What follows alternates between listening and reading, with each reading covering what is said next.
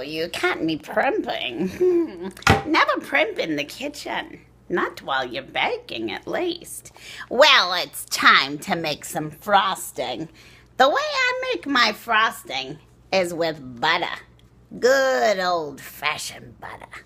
And you need some powdered sugar.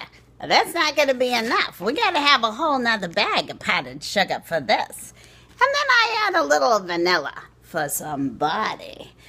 Anywho, they're here again, those nasty mongrels. After my cake, I tell you. Oh, you know what? I'm so forgetful. I've got to write a note to my friend Sheila. She'll remind me what I need to do to protect that cake.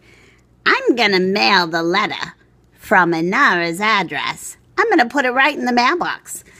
That way, those sneaky thieves will never guess my plan.